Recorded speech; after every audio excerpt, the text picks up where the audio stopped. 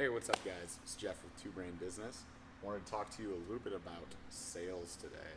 Ooh, dirty word, I know. But here's how I want you to think about sales, because it is necessary in our service-based industry. Is sales really equals problem solver. You're a problem solver, not a salesperson. We're not using used car sales tactics like back in the day.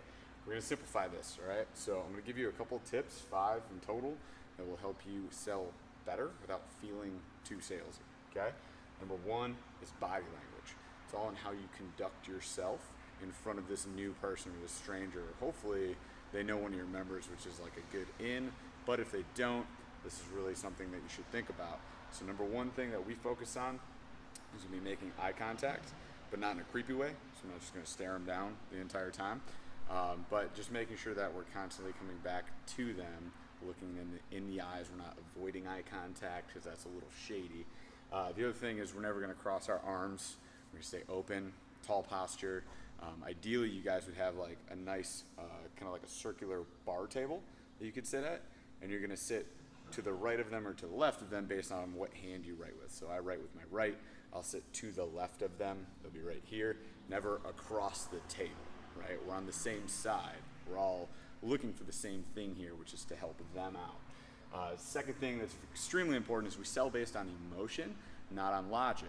You guys know that most big decisions are based emotionally, not logically. That's why we spend a lot of time thinking about like what house to buy, a car to buy, personal training package to purchase, things like that.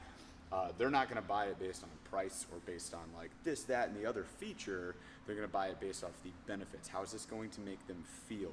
Why should that matter to them? Why does that matter today? Why would it matter if I lost this 20 pounds? How would I feel if I did or didn't lose that 20 pounds? Start thinking about things that elicit emotion in them, or come back always to how they would feel. Okay, start getting them to visualize that. That really helps that as well. Next thing we're gonna do is focus on yes questions. These are questions that cannot be answered no. So they are things that usually end in the contraction NT. Wouldn't you agree with that? Don't you see how this could help you? Yada, yada, yada. Simple tactic, kind of an old school tactic actually, but it works. You do need to get them to start saying yes, so they start making that decision in their mind. The next big piece here is pre-objection handling. With Two Brain Business, we do have a sheet that we have uploaded available for everybody if you need it. It is called the Why Not sheet, and it is customizable. Obviously, it's a document, but feel free to change it to the most common objections that you get. So we'll ask questions like, oh, are you joining with a spouse? Or does your spouse know that you're here today for this no sweat intro? Did they agree with you making these changes to your training plan, or starting to focus more on exercise and diet?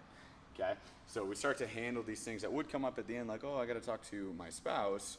We've already talked about it. They already said that that person agrees. We can kind of push right past that. Okay, you want this. It'll really help out long term, so you don't have to deal with all those questions at the end. So then we come down to the option close. This is huge. A lot of people try to close on just one option. We say, hey, this is the best fit for you, and that's it. Do you want it? Yes or no. The problem, of course, is that that's a yes or no question. Okay, they can say no. It's super easy to say no. If they're even a little bit like thinking about it, they're gonna walk. Okay, so what we do to avoid that is we just have 2 to 3 options, usually no more than that, because it can be too much and you get paralysis by analysis. But having 2 to 3 options on the page helps out a lot. So I can say, Ms. Jones, here's the 3 things that I would recommend. Number 1 is going to be the high package, right? So we're going to do a little price anchoring here too. So the best option, this is the best option for you. These other 2 will work as well. And then we're just going to basically negotiate with what she can afford, because no matter what, you want Mrs. Jones to do something.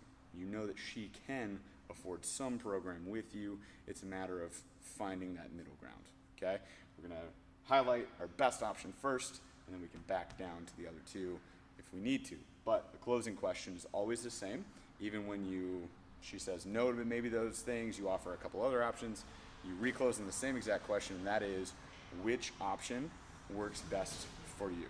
Try these tips in your next No Sweat intro. Good luck, you guys. Let me know if you have any other questions, and if you like these tips, I've got a ton more. Just let me know.